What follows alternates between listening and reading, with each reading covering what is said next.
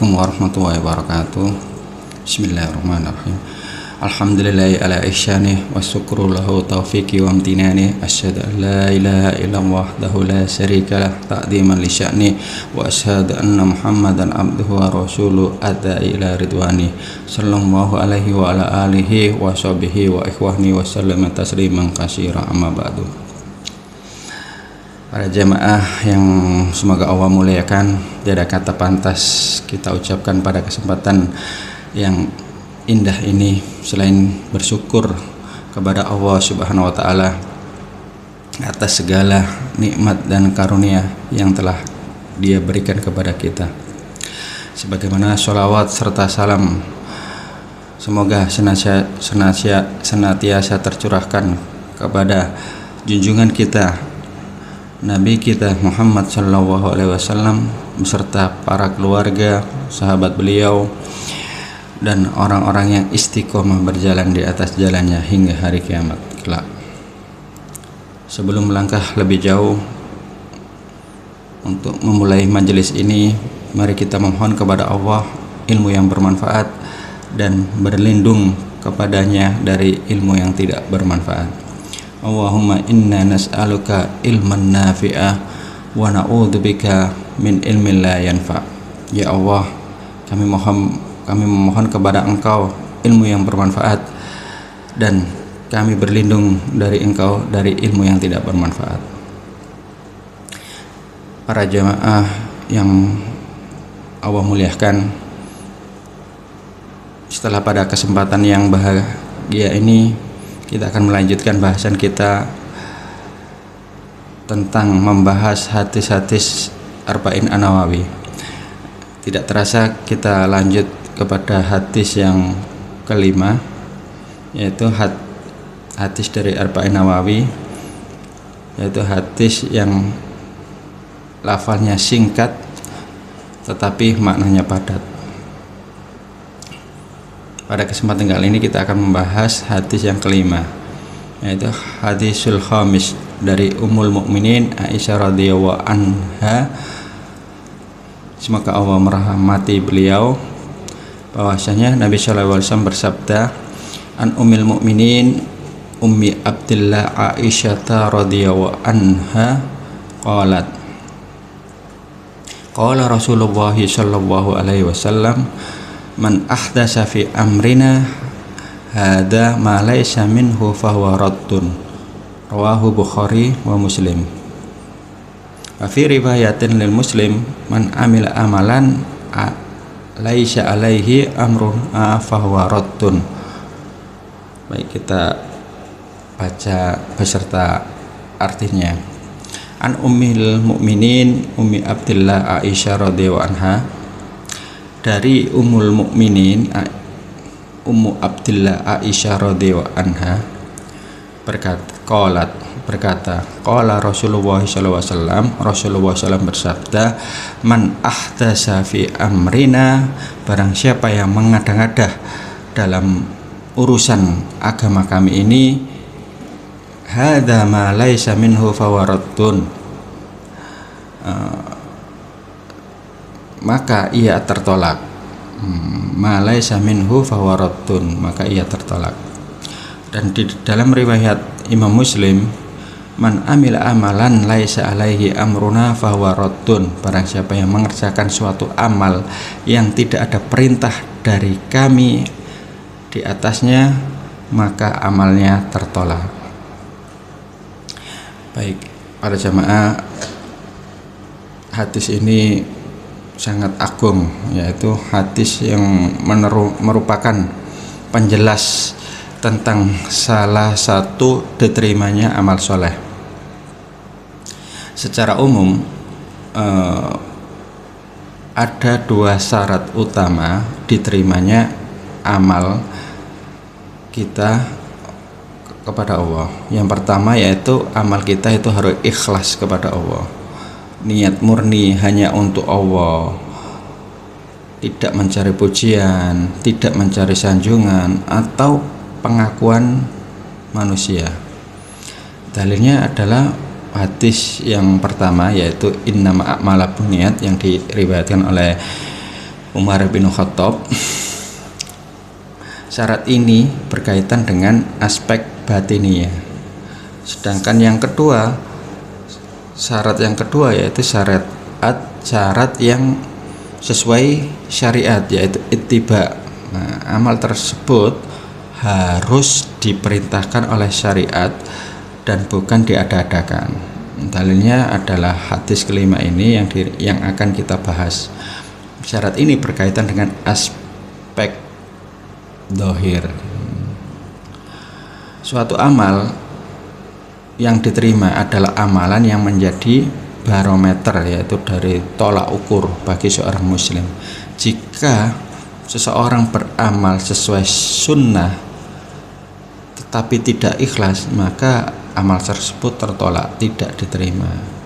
Sebaliknya juga, jika seseorang dengan ikhlas tetapi caranya tidak sesuai dengan sunnah, maka amalan tersebut adalah tertolak.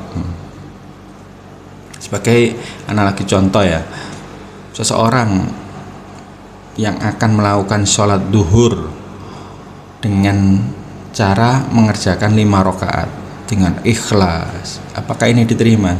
Tentu tidak.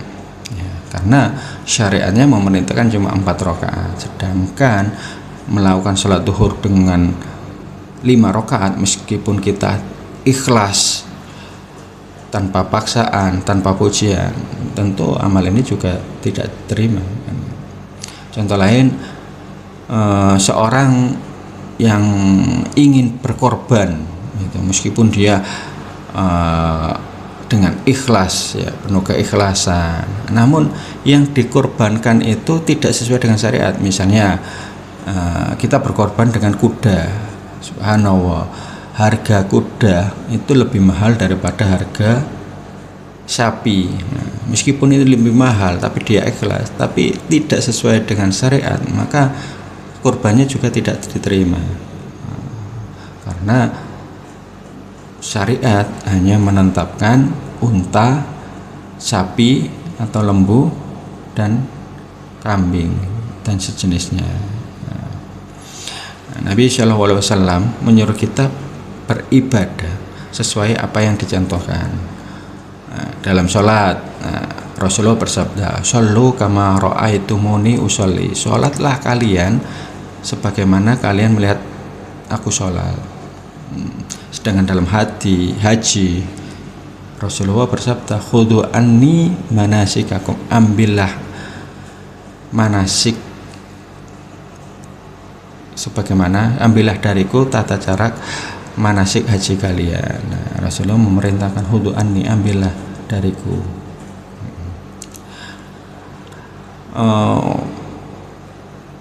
Al-Imam dalam kedudukan hadis ini, Al-Imam An-Nawawi rahimahullah ta'ala berkata dalam Syarah Sahih Muslim dalam bab kitab Adqiyah,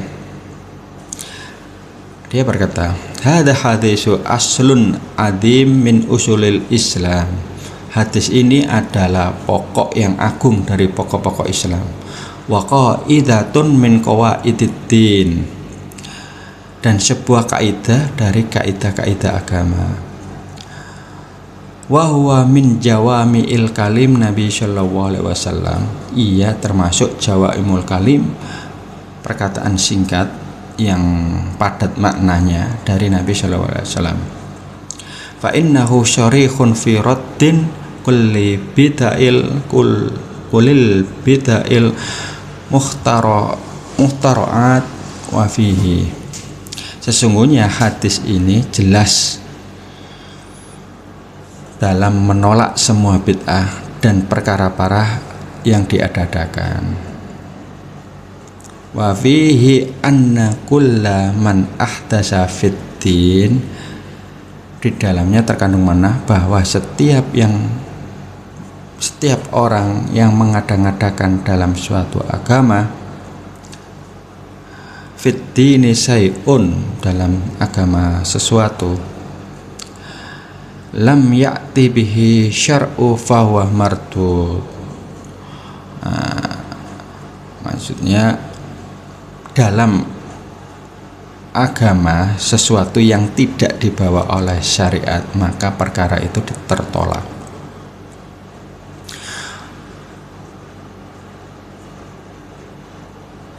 Wa kullu fa'ilil lidzalika fahuwa mubtadi'un dhalun. Dan setiap pelakunya adalah pelaku bid'ah yang sesat. Wa in kana mujtahidan, meskipun ia beristihad. Wa hadza muttafaqun alaih baina ahlil ilmi wal iman, dan ini telah disepakati oleh ahli ilmu dan ahli iman. Imam An-Nawawi melanjutkan dalam Sahih Muslimnya perkataan beliau, wa fi dalilun liqaulil fuqaha, dan dalam hadis ini terdapat dalil bagi perkataan para ahli fuqaha, yaitu ahli fikih. Kullu syartin khalafa maqsudas syar'i fahuwa batil. Setiap syarat yang bertentangan dengan tujuan syariat, maka ia batal. Wa anna mubtadi'i la yuqbalu taubatuhu illa bitarkil bid'ah, dan bahwa pelaku bid'ah tidak diterima taubatnya kecuali dengan meninggalkan bid'ah tersebut. Subhanallah, ini Imam An-Nawawi berkata bahwa pelaku bid'ah tidak diterima taubatnya kecuali dia meninggalkan bid'ah tersebut. Nah, ini Imam An-Nawawi. Wa fihi an-nahyul aqitu anil bid'ah wal muhdasat, dan di dalamnya terdapat larangan yang sangat tegas terhadap bid'ah dan perkara-perkara yang diada-adakan. Wal hasu ala mukhalafatiha wal ingkari ala fa'iliha, serta dorongan untuk menyelisihi dan mengingkari pelakunya. Nah, ini An-Nawawi menjelaskan tentang kedudukan hadis ini. Di sisi lain, Al-Imam Ahmad bin Hanbal menjelaskan, berkata, qala Imam Ahmad bin Hanbal rahimahullahu, semoga Allah merahmati beliau, usulul Islam ala salasil ahadis. Imam Ahmad bin Hanbal rahimahullah ta'ala berkata, pondasi Islam berdiri atas 3 hadis. Al-hadisul awal, hadis Umar bin Khattab, innama a'malu binniyat. Hadis yang pertama yaitu hadis yang diriwayatkan oleh Umar bin Khattab, yaitu hadis innama a'malu binniyat. Hadis yang kedua yaitu hadis Aisyah, yaitu man ahdatsa fi amrina hadza ma laisa minhu fahuwa raddun. Barang siapa yang mengada-ngadakan dalam urusan kami, agama kami ini sesuatu yang bukan berasal darinya, maka dia tertolak. Sedangkan hadis yang ketiga yaitu hadis An-Nu'man bin Bashir. Hadis Nu'man bin Bashir yaitu al-halalun bayyinun wa harramun bayyinun. Ini yang hadis yang keempat dari Arba'in An-Nawawi, yaitu hal yang halal jelas dan yang haram jelas. Sedangkan Imam Ibnu Rajab Al-Hambali dalam kitab beliau yaitu Syarah Arba'in Nawawi, yaitu dalam kitab Jami'ul Kalam wal Hikam, Jami'ul Ulum wal Hikam, dia berkata, wa hadisu Aisyah hadza aslun adim min usulil Islam, dan hadis Aisyah ini adalah pokok yang agung dari pokok-pokok Islam. Wa huwa kal mizani lil a'mali fi dhahiriha, ia ibarat timbangan bagi amal secara dohirnya. Kal anna hadisa a'malu bin niat mizanun li amali fi batiniya, sebagaimana hadis amalan sesuai dengan niat adalah timbangan bagi amal secara batinnya. Fakama anna kulla amalin la yuradu bihi wajhullahi ta'ala falaisa li amalihi fihi syaubun. Maka setiap amalan yang tidak diniatkan ikhlas mencari wajah Allah, maka pelakunya tidak mendapat pahala. Fakadzalika kullu amalin laisa alaihi amru wahi wa rasuluhi fahuwa mardutun ala amilihi. Demikian pula setiap amal yang tidak sesuai dengan perintah Allah dan Rasulnya, maka ia tertolak bagi pelakunya. Wa kullu man ahdasa fid din ma lam ya'dan bihillah wa rasuluhu falaisa minad dini fi syai'in. Dan setiap yang mengada-ngada dalam agama yang tidak diizinkan oleh Allah dan Rasulnya, maka itu bukan bagian dari agama sedikit pun. Dalam kitab Jami'ul Ulum wal Hikam, istilah bid'ah, istilahnya kita harus penting dalam memahami topik bid'ah ini dengan benar. Istilah bid'ah seperti menjadi momok bagi sebagian saudara kita, ya, bagi yang menyeramkan bagi sebagian orang. Oleh karena itu kita perlu memahami dengan benar apa hakikatnya dan apakah semudah itu menghukumi suatu perkara dengan bid'ah. Kita akan membahas syarat-syarat bagi orang yang menghukumi bid'ah.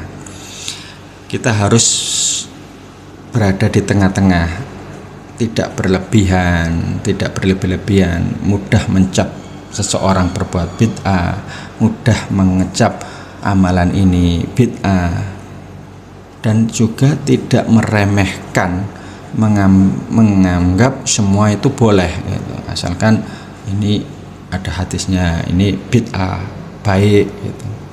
Kita harus berpegang pada kaidah-kaidah yang telah dibuat atau dibakukan oleh ulama. Yaitu ulama membagi beberapa poin. Poin yang pertama yaitu kesempurnaan syariat Islam. Pada poin ini adalah tentang kesempurnaan syariat Islam. Karena ini sangat berkaitan dengan hadis ini. Allah telah menyatakan bahwa kesempurnaan agama ini, yaitu sebagaimana dalam surat Al-Maidah ayat terakhir yang diturunkan oleh Rasulullah SAW yang berbunyi, Al-yawma akmaltu lakum dinakum wa atmamtu alaikum nikmati wa raditu lakumul Islam madina. Pada hari ini telah aku sempurnakan untukmu agamamu dan telah aku cukupkan kepadamu nikmatku, dan aku ridhoi Islam itu sebagai agama bagimu. Hadis ini turun di kota Mekkah sewaktu Rasulullah melaksanakan haji wada, dan diriwayatkan pula dari Umar bin Khattab tentang seorang Yahudi. Bisa kita lihat dari riwayat Imam Bukhari, haddatsana Umar bin Khattab anna rajulan minal yahudi qala lahu, menyampaikan kepada kami Umar bin Khattab bahwasanya ada seorang laki-laki dari kalangan Yahudi berkata kepada Umar bin Khattab, ya Amirul Mukminin, ayatun fi kitabikum taqra'unaha law alaina ma'syaral yahudi nazalat latakhadna dzalikal yauma idan. Ya Amirul Mukminin, wahai Amirul Mukminin, ada sebuah ayat dalam kitab kalian yang kalian baca seandainya lau alaina, seandainya ayat itu turun kepada kami, yaitu kepada kami kaum Yahudi, mak niscaya kami akan menjadikan hari itu sebagai hari raya. Qala ayu ayat, orang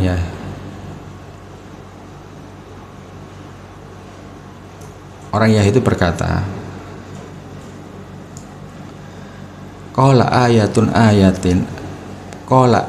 ayatin qol al yauma akmaltu lakum dinakum wa atmamtu alaikum nikmati wa raditu lakumul islamadina. Orang Yahudi itu menjawab, pada hari ini telah aku sempurnakan agamamu dan aku telah cukupkan kepadamu nikmat yang aku telah ridhoi sebagai Islam, yang aku telah ridhoi Islam itu sebagai agama bagimu. Faqala Umar, maka Umar berkata, inni la'a'lamul yawmal alladhi nazzalat fihil wal makana alladhi nazzalat bihi. Umar berkata, sesungguhnya aku benar-benar mengetahui hari di mana ayat itu turun dan tempat di mana ayat itu turun.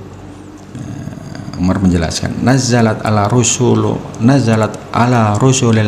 sallallahu alaihi wasallam bi arafata asyiyata yaumin jum'at. Ayat tersebut turun kepada Rasulullah sallallahu alaihi wasallam di Arafah pada sore hari di hari Jumat.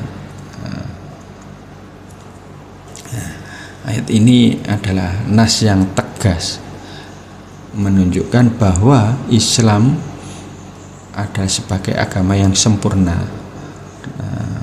tidak membutuhkan tambahan apapun.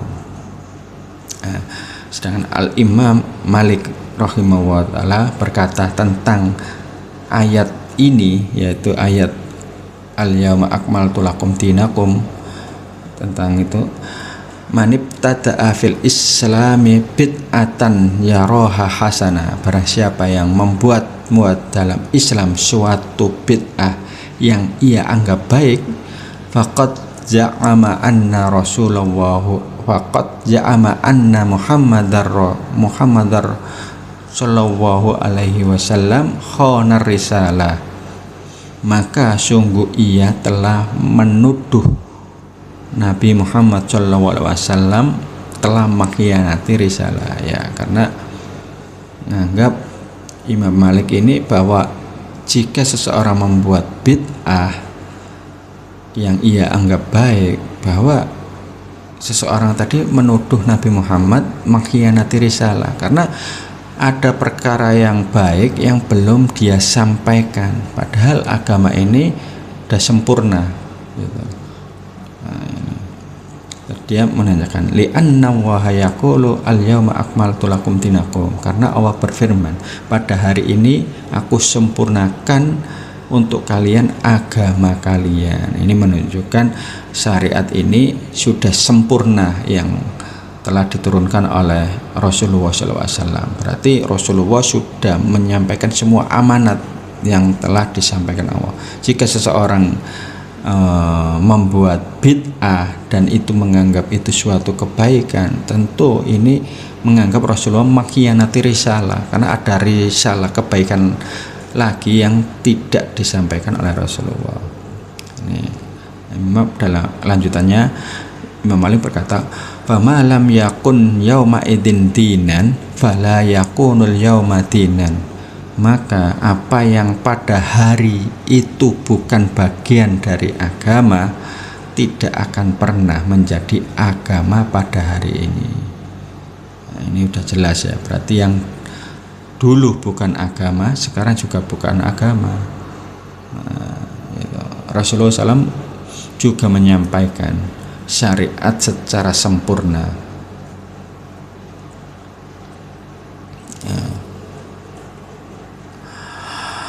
Dalam riwayat Abu Darda radhiyallahu anhu Rasulullah SAW berkata, yaitu meninggalkan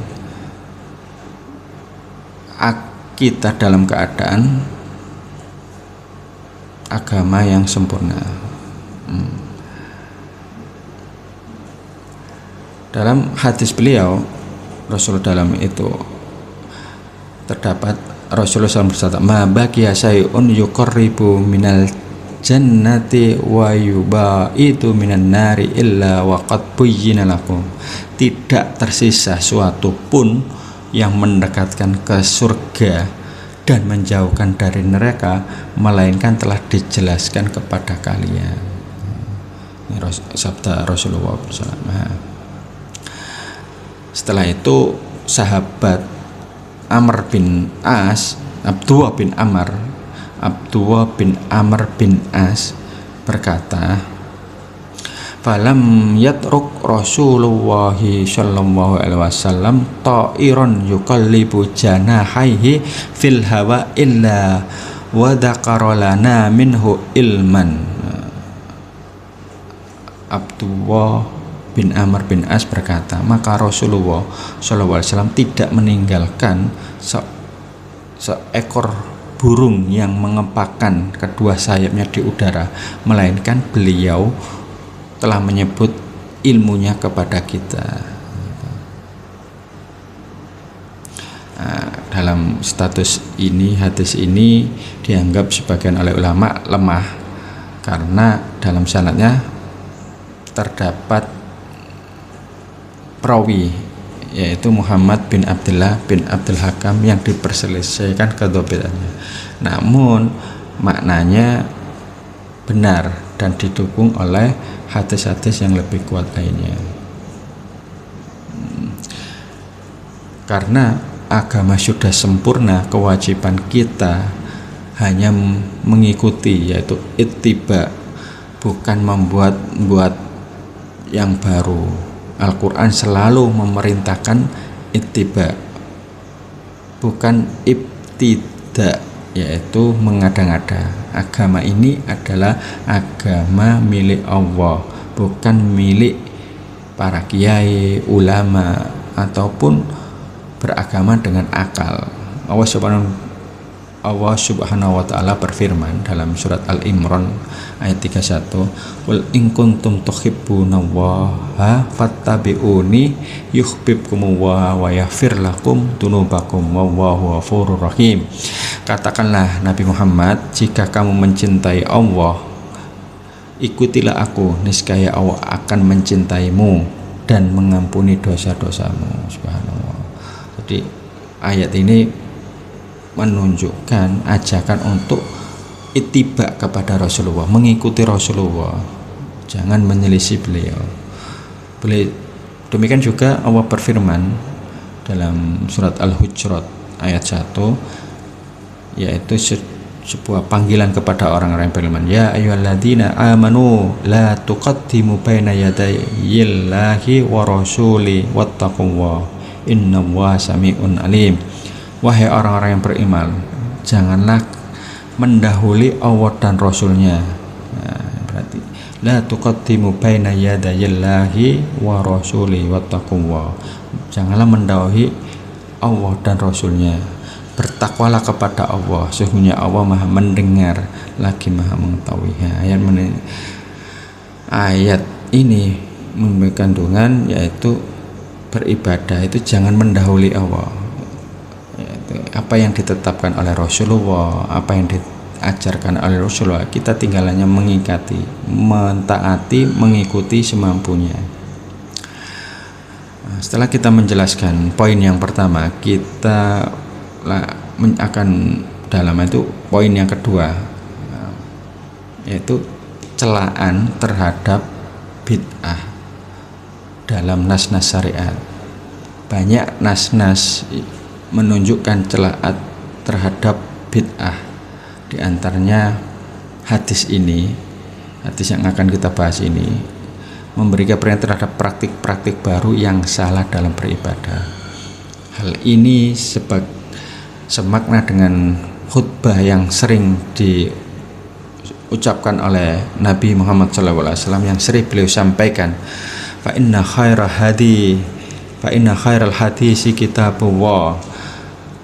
Dalam khutbatul hajah Rasulullah sering membuka dengan fa inna khairal hadisi kitabullah, sesungguhnya sebaik-baiknya perkara adalah kitab Allah, sebaik perkataan adalah kitab Allah. Wa khairal hadi Muhammad sallallahu alaihi wasallam, dan sebaik-baiknya petunjuk adalah petunjuk Muhammad sallallahu alaihi wasallam. Wa syarrul umuril muhdatsatuha, seburuk-buruk urusan adalah perkara yang diada-adakan. Wa kullu bid'atin dhalalah, dan setiap bid'ah adalah sesat. Dalam hadis ini menunjukkan betapa besarnya permasalahan bid'ah ini. Rasulullah SAW mengulangi setiap perkataan beliau dalam khutbah Jumat, khutbatul hajjah, dalam sebuah keperluan. Seringkali Rasulullah membuka dengan perkataan beliau itu.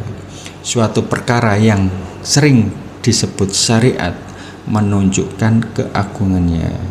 Itu maksud keagungan sabda beliau bahwa sebaik-baiknya perkataan adalah kitabullah dan seburuk-buruknya perkara adalah yang diada-adakan.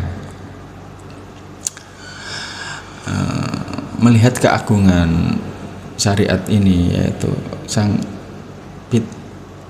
mengapa bid'ah ini sangat berbahaya karena bid'ah, seseorang melakukan bid'ah itu cenderung dia akan mematikan sunnah.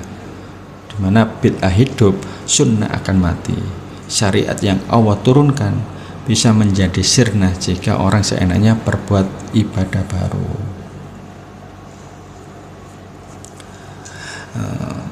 Para ulama salaf berkata, dari kalangan tabi'in, Hasan bin Atiyah mengatakan, qala Hasanu ibnu Atiyah rahimahullah, berkata Hasan bin Atiyah, manibtada'a qaumun bid'atan fit dinihim, tidaklah suatu kaum membuat suatu bid'ah dalam agama mereka, illa naza'allahu min sunnatihim mislaha, melainkan Allah akan mencabut satu sunnah yang semisal dengannya. Summa la ya'iduha ilaihim illa yaumil qiyamah, kemudian sunnah itu tidak akan dikembalikan kepada mereka hingga hari kiamat kelak. Ini jika seseorang berbuat bid'ah itu cenderung dia akan mematikan sunnah.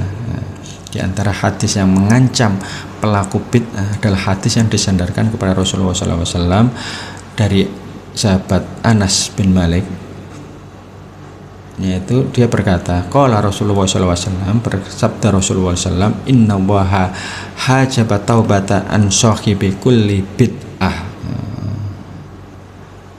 Ini sesungguhnya Allah menghalangi taubat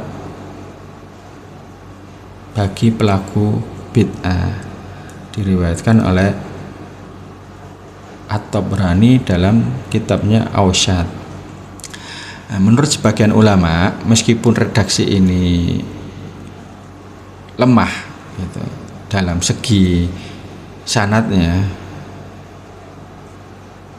tapi tidak meskipun redaksi hadis ini tentang itu Allah menghalangi taubat dari pelaku bid'ah tidak mencapai derajat sahih, namun intisari maknanya adalah benar, yaitu secara makna dibenarkan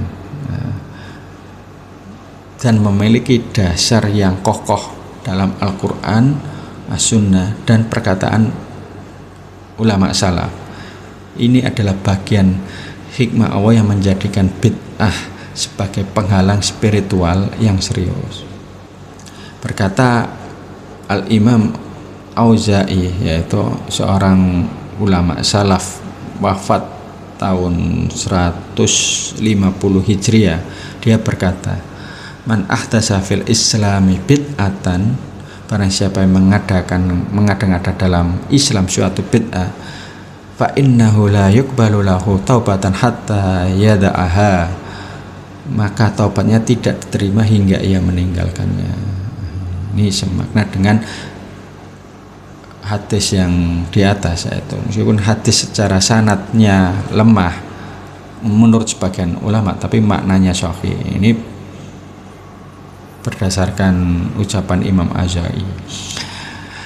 Imam Fudail bin Iyad juga berkata tentang yang semakna dengan hadis tersebut, yaitu Imam Fudail bin Iyad, yaitu wafat tahun 1887 Hijriah, berkata, man amila bibit atin lam yukbal minhu taubatun, barang siapa yang beramal dengan suatu bid'ah, wa man amila bibid'ati lam yarfa, man amila bibid'ati lam yukbal minhu taubatun, barang siapa yang beramal dengan suatu bid'ah maka taubatnya tidak diterima. Ini yang semakna hadis di atas, yang setuju dengan perkataan Nabi beliau, Nabi Muhammad SAW. Wa man amila bibid'ati lam yarfa illahu lahu amalan, dan barang siapa yang beramal dengan suatu bid'ah, Allah tidak akan mengangkat amalnya. Wallahu a'lam bishawab, karena ini adalah perkataan ulama salaf. Mengapa? Karena orang yang berbuat bid'ah biasanya dari sesuatu yang ia pandang baik gitu. Karena orang yang bertaubat itu biasanya itu melakukan sesuatu yang buruk, sedangkan pelaku bid'ah memandang perbuatan kebid'ahannya itu adalah sesuatu kebaikan, sehingga ia tidak perlu merasa bertobat karena ini baik, ngapain harus tobat, seperti itu. Hadis lain yang sangat agung adalah wasiat Rasulullah SAW kepada sahabat Irbad bin Syariyah radhiyallahu anhu.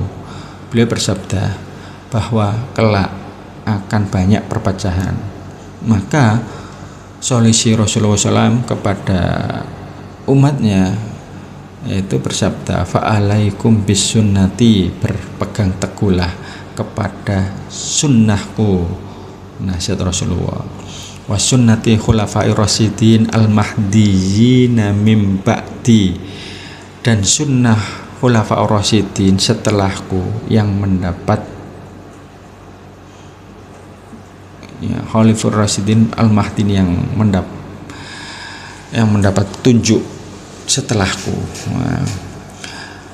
Tamassaku biha, berpegang teguhlah kepadanya, wa'addu 'alaiha bin nawajih, dan gigitlah dengan gigi geraham kalian, maksudnya berpegang dengan erat kepada sunnah Nabi maupun sunnah Khulafaur Rasyidin.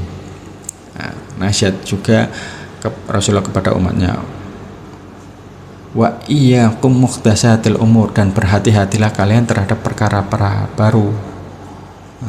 Wa iyyakum muhdatsatil umur, dan hati-hatilah kalian terhadap perkara-perkara baru. Perlu ditekankan bahwa larangan ini berlaku untuk urusan agama, bukan untuk urusan dunia. Sedangkan dalam urusan dunia diriwayatkan dari Aisyah radhiyallahu anha, Aisyah radhiyallahu anha, anna Nabi sallallahu alaihi wasallam marra biqaumin yulakkihunan nakhla. Dari Aisyah radhiyallahu anha bahwa Rasulullah sallallahu alaihi wasallam pernah melewati sekelompok orang yang sedang mengawinkan pohon kurma. Faqala law lam taf'alu la saluha, qala fakharaja shishon. Beliau bersabda, Rasulullah bersabda, seandainya kalian tidak melakukan, mungkin kurma itu akan tetap baik. Fakharaja shiyana, ini Rasulullah memberi saran kepada petani kurma, seandainya kalian tidak melakukannya, mungkin kurma itu baik. Ini Rasulullah saran kepada petani kurma. Fakharaja siyana.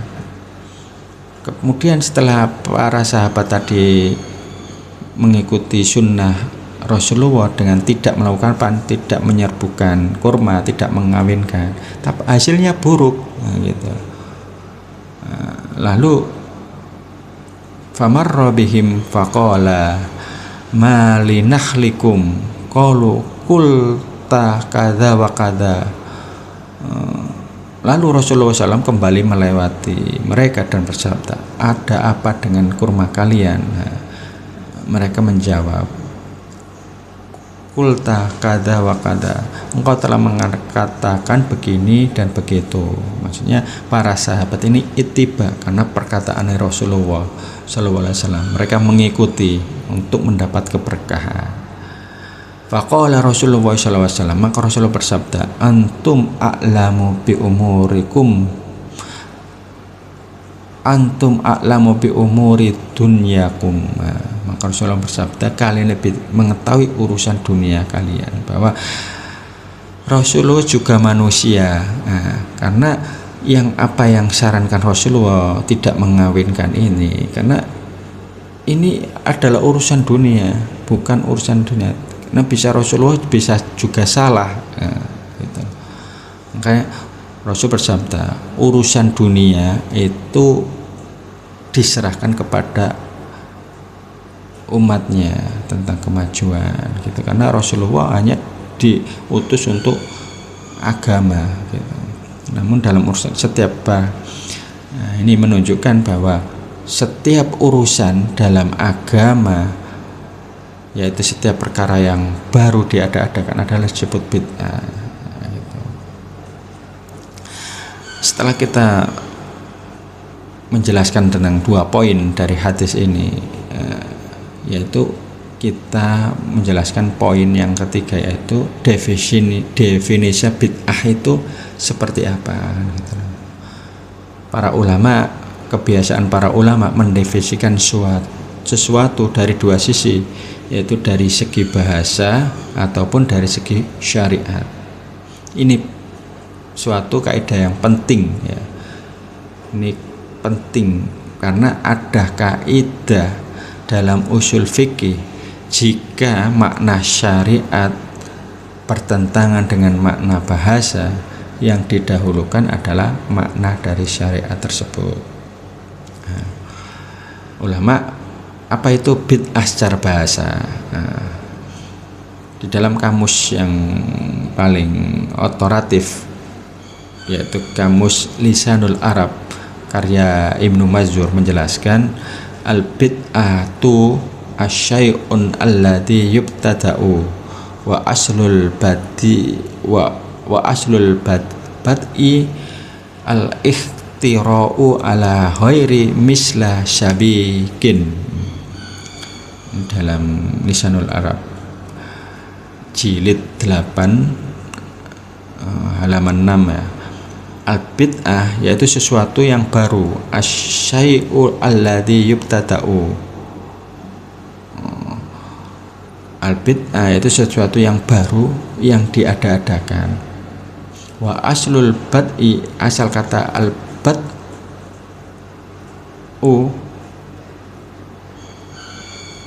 berasal kata dari bad'u, al-ikhtira'u ala ghairi misalin sabiqin, yaitu menciptakan sesuatu tanpa ada contoh sebelumnya. Itu penjelasan menurut bahasa. Jadi arti bid'ah secara bahasa. Imam As-Satibi juga menjelaskan, mengawali kitabnya dalam kitab Al-Ikhtisam jilid 1, menjelaskan makna bid'ah secara bahasa sebelum memaksui makna secara syariat. Beliau berkata, amma makna bid'ah fil lughawi, adapun makna bid'ah dalam bahasa, Faya ikhtira'u ala ghairi misalin sabik, yaitu menciptakan sesuatu tanpa contoh sebelumnya. Nah, ini sesuai dengan lisanul Arab ya, maknanya. Wa minhu qaulu ta'ala wa minhu qauluhu ta'ala badi'us samawati wal ard. Nah, di antaranya firman Allah Ta'ala badi'us samawati wal ard, yaitu pencipta keduanya itu pencipta langit dan bumi tanpa ada contoh sebelumnya.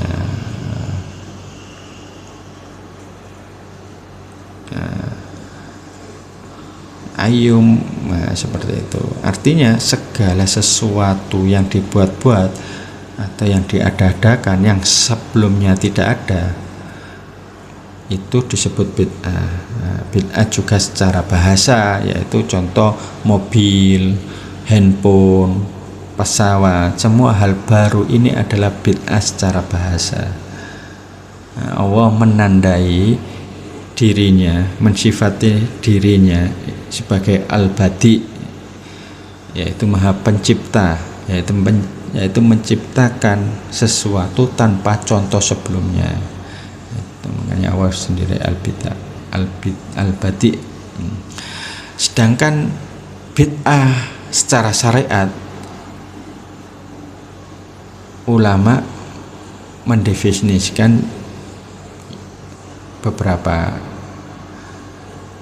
yaitu yang paling terkenal yaitu penjelasan dari Imam As-Satibi rahimahullah ta'ala, fabid atau idan ibadatu antori kotin fitin, yaitu maka bid'ah itu adalah suatu ungkapan tentang jalan atau tata cara dalam agama. Ini yang dimaksud makna secara syariat. Mukhtaraatin tudohi syariatin, yang dibuat-buat, yaitu mukhtaroah, yang dibuat-buat, yang menyerupai syariat. Tudohi syariati, yaitu menyerupai syariat. Yuqsadu bisyuluki alaiha mubalahatu fit ta'abbuti lillahi subhanahu ta'ala. Yang dimaksud dengan menempuhnya adalah bersungguh-sungguh dalam beribadah kepada Allah Subhanahu wa ta'ala.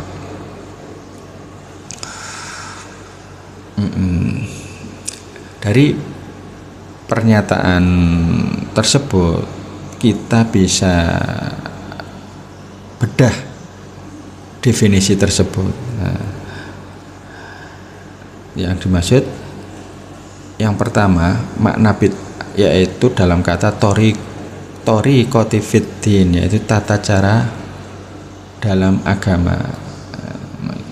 Imam Syatibi membatasi bid'ah hanya dalam lingkup agama. Mengapa? Karena dalam urusan dunia asalnya adalah sesuai kaidah fikih, yaitu al-aslu fi asya'il ibahah. Asal dari segala sesuatu, yaitu urusan dunia, adalah mubah, ibahah, mubah. Nah, referensi ini merujuk pada tafsir surat Al-Baqarah. Walladzi khalaqalakum ma fil ardi jami'a.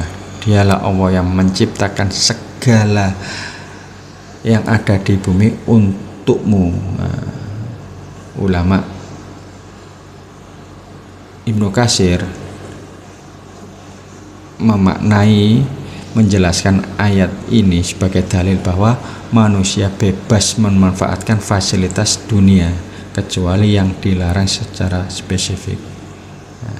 Kita boleh berkreasi dalam teknologi, dalam dunia, dalam makanan, dalam kendaraan, dan semuanya, dan lain-lain. Sedangkan dalam agama itu adalah milik Allah. dan ibadah adalah hak Allah. Allah ingin ibadah sesuai dengan caranya, dan dia dengan caranya, dengan cara yang dia cintai dan diridhoi, bukan sesuai dengan selera manusia dan bukan dengan perasaan, bukan dengan akal, melainkan dengan yang Allah tentukan. Nah, poin yang kedua tentang makna dari penjelasan Imam Syatibi yaitu dibuat-buat, mukhtaroan, dibuat-buat, karena segala sesuatu yang mendekatkan diri kepada Allah sudah dijelaskan semua, tidak perlu dibuat-buat lagi. Menyerupai syariat, itu tudahi syariatan, menyerupai syariat. Ini yang sering menipu kita, menipu banyak dari kalangan kita, menipu. Bid'ah sering terlihat mirip dengan syariat, misalnya berupa zikir, sholawat, dan sholat, sehingga amalan tersebut dianggap baik, padahal jenis atau caranya yang dibuat-buat. Yang poin ketiga yaitu bersungguh-sungguh beribadah kepada Allah. Maknanya pelaku bid'ah umumnya bermaksud baik, ingin mendekatkan diri kepada Allah, namun niat baik saja tidak cukup, harus sesuai dengan tuntunan. Selanjutnya kita mengenal pembagian bid'ah menurut sebagian ulama. Di dalam kitab Manaqib Asy-Syafi'i, Imam Syafi'i menjelaskan pembagian tersebut dengan menyertakan dalil ucapan Umar bin Khattab. Qala Syafi'i al-muhdatsatu min umuri dorban. Imam Syafi'i berkata, perkara bid'ah, perkara baru itu ada dua macam. Ma ukhtisa mimma yukhalifu kitaban au sunnatan au asaron au ijma'an fahadihi bid'atud dolalatu. Yang pertama yaitu perkara baru yang menyalahi Al-Quran, sunnah, asar atau ijma', maka ini adalah bid'ah dolalah. Wa ma ukhtisa minal khairi la khilafa fihi liwahidin min hadha wa hadhihi mukhtasatun khairu madmumah. Yaitu yang kedua, perkara baru yang mengandung kebaikan dan tidak menyalahi satupun dari sumber hukum tersebut, maka ini adalah perkara baru yang tidak tercela. Qad qala Umar bin Khattab radhiyallahu anhu fi qiyami Ramadan, nikmati bid'atun hadihi, yakni anna mukhtasatun lam yakun wa idza kanat falaisa fiha raddin limadi. Umar bin Khattab radhiyallahu anhu telah berkata tentang sholat malam di bulan Ramadan, yaitu sholat tarawih, ini sebaik-baiknya bid'ah. Maknanya adalah perkara itu baru dan belum ada sebelumnya. Namun karena ia tidak menyalahi apa yang telah ada sebelumnya, maka tidak tertolak. Ini menurut penjelasan Imam Syafi'i bahwa bid'ah itu ada dua, yaitu bid'ah dolalah dan bid'ah yang tidak tercela. Bid'ah dolalah ya sesuatu yang menyalahi Al-Quran, as-sunnah, asar, ijma', maka ini disebut dolalah. Sedangkan yang tidak tercela, yang hasanah, itu sesuatu yang berdasarkan sumber hukum tersebut, yaitu dan ini Imam Asy-Syafi'i mencontohkan bid'ah yang tidak tercela, yaitu bid'ah yang dilakukan oleh Umar bin Khattab sewaktu mengumpulkan jamaah sholat tarawih. Namun penjelasan Al-Imam Asy-Syafi'i ini dijelaskan oleh Ibnu Rajab Al-Hambali sebagai pembagian yang merujuk pada bid'ah secara bahasa, bukan bid'ah secara syariat. Karena kita tahu bahwa yang dilakukan Umar itu bukanlah merupakan suatu bid'ah, karena Rasulullah SAW pernah melakukan sholat tarawih secara berjamaah 3 hari berturut-turut di bulan Ramadan. Setelah itu Rasulullah memberhentikan karena dia takut bahwa syariat ini akan diwajibkan. Itu yang pertama. Yang kedua, sebagaimana sabda nasihat beliau bahwa mengikuti sunnah para sahabat itu juga merupakan sunnah. Tadi kita bahwa yang dimaksud perkataan Umar itu kan merupakan suatu perintah juga Rasulullah SAW kepada umatnya, yaitu alaikum bisunnati wa sunnati khulafai rasyidin al-mahdiyyin min ba'di, yaitu ikutilah sunnatku dan sunnah khulafa rasyidin. Nah, Umar sendiri termasuk khulafa rasyidin. Jadi berarti sunnah yang dilakukan Umar itu juga merupakan sunnah, bukan merupakan bid'ah. Jadi kalau kita melakukan suatu bid'ah itu bukan sunnah karena tidak ada legalitas dari Rasulullah, sedangkan yang dilakukan Umar itu juga merupakan sunnah khulafa ar-rasyidin.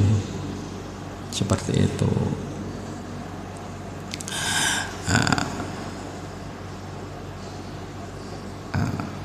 Jadi dari segi kembali ke tentang pembahasan Imam Asy-Syafi'i, Imam Syafi'i mencontohkan bid'ah madmumah menurut Imam Syafi'i mahmudah, bid'ah mahmudah yaitu bid'ah yang tidak tercela. Menurut Imam Syafi'i juga mengumpulkan Al-Quran menjadi mushaf. Ini tidak dilakukan pada zaman Nabi, tetapi sesuai dengan maksud dan tujuan syariat, yaitu menjaga kemurnian Al-Quran. Ini bid'ah secara bahasa, bukan secara syariat. Dan ini juga dilakukan oleh khulafa rasyidin, dan ini juga termasuk sunnah mereka. Sedangkan menurut mazhab Syafi'i, contoh bid'ah dolalah madmumah yang tercela, yaitu menurut ulama Syafi'i tentang sholat rohoib, yaitu sholat di bulan Rajab atau sholat nisfu Syaban, atau berkumpul-kumpul dan makan-makan di rumah keluarga mayit. Al-Imam An-Nawawi, ulama besar dari mazhab Asy-Syafi'i, menegaskan wa amma sholatur rohoib fala asla laha, adapun sholat rohoib maka tidak ada dasarnya sama sekali. Bal hiya mukhtasatun mungkaratun la tusalla, bahkan ia adalah perkara baru yang mungkar, yang tidak boleh dikerjakan. Qalal ulama'u minal musannifin, para ulama dari kalangan penulis kitab berkata, hiya bid'atun wal hadisul waridu fiha mukhtalaqun la asla lahu. Ia adalah bid'ah dalam hadis yang diriwayatkan tentangnya, maksudnya tentang sholat rohaim adalah palsu, tidak ada dasarnya. Kesimpulan praktik ulama mazhab Syafi'i sendiri menunjukkan bahwa yang mereka anggap bid'ah secara syariat atau adalah tercela. Istilah bid'ah hasanah adalah pemahaman mereka bukanlah membuat ibadah baru, tetapi melakukan sarana duniawi yang mendukung dan sejalan dengan tujuan syariat selama tidak melanggar kaidah. Nah, contoh perkara yang tidak sesuai syariat adalah perkara muamalah, yaitu merubah hukum hudud, misalnya mengganti hukum zina dengan denda, atau tidak memotong tangan bagi pencuri tetapi menggantinya dengan hukuman lain. Ini adalah bentuk pelanggaran terhadap hak Allah atau akad atau transaksi yang melanggar hak Allah. Transaksi semacam ini tidak sah meskipun kedua belah pihak saling ridho. Contohnya akad riba, transaksi zina, nikah dengan mahram, atau menikahi wanita yang masih dalam masa iddah karena Allah melarangnya, maka keridhaan manusia tidak bisa melegalkannya. Akad yang melanggar hak manusia itu secara umum ini bisa menjadi sah jika pihak yang didolimi ridho. Misalnya contohnya bai'un najasi, yaitu penipuan dengan menggunakan provokator orang lain, menganggap barang tersebut mewah atau murah, yaitu maklar dengan itu, bai'un najasi. Atau testimoni palsu, maksudnya iklan bohong di zaman sekarang, misalnya mengaku rambutnya indah karena sampo ini, karena sampo itu, padahal karena perawatan salon. Nah, jika pembeli tertipu, maka ia berhak membatalkan akad. Atau bai'ul musarroh, yaitu menipu pembeli hewan ternak dengan tidak memerah susunya beberapa hari agar kelihatan besar. Atau sapi gelonggongan, yaitu sapi yang diisi air, dipaksa diisi air agar timbangannya berat. Jika pembeli tahu ia ditipu, ia berhak membatalkan transaksi. Namun jika ia ridho setelah diberi ganti rugi, maka akadnya juga sah. Nah, talaki rukban, yaitu mencegat pedagang dari kampung sebelum ke pasar untuk membeli barangnya dengan harga murah karena mereka belum tahu harga pasar. Penjual berhak menuntut haknya saat sampai di pasar. Ini juga itu ketidakadilan pemberian hadiah kepada anak. Nah, ini juga bisa batal, tertolak jika orang tua memberi hadiah, misalnya mobil atau rumah, kepada sebagian anak tanpa alasan syar'i. Nah, menurut pendapat yang kuat, hadiah tersebut tidak sah, tertolak. Nabi menolak menjadi saksi atas pemberian Bashir kepada anaknya, yaitu Nu'man, karena Bashir tidak memberikan hal yang sama kepada anak-anak lainnya, kecuali jika anak lain menyatakan keridhaannya. Baik, tentang hadis ini banyak perselisihan ulama mengenai amalan yang melanggar syariat, apakah sah atau tidak. Contohnya mentalak istri yang sedang haid. Mayoritas jumhur mengatakan talaknya jatuh meskipun haram dilakukan, sementara sebagian lain ulama menganggapnya, Syekhul Ibnu Taimiyah mengatakan tidak jatuh karena mentalak dalam keadaan haid. Sholat dengan baju curian atau wudhu dengan air cucian, nah ini sesuatu yang dipersilakan ulama, apakah wudhunya sah atau diterima. Perkara lain yaitu sholat di tanah rampasan, yaitu khosab, itu juga menjadi perselisihan ulama, apakah ini diterima atau tidak. Intinya hadis kelima ini memberikan batasan bahwa segala perkara yang tidak diperintahkan oleh Allah dan Rasulnya di dalam agama adalah tertolak. Mengenai jenis-jenis bid'ah dan macam-macamnya dan subhat-subhatnya, insya Allah akan kita bahas yang lebih mendalam pada hadis yang 28 dari hadis Arba'in An-Nawawi kelak. Demikian apa yang saya sampaikan. Mohon maaf atas segala kekurangan. Wabil taufiq wal hidayah. Wassalamualaikum warahmatullahi wabarakatuh.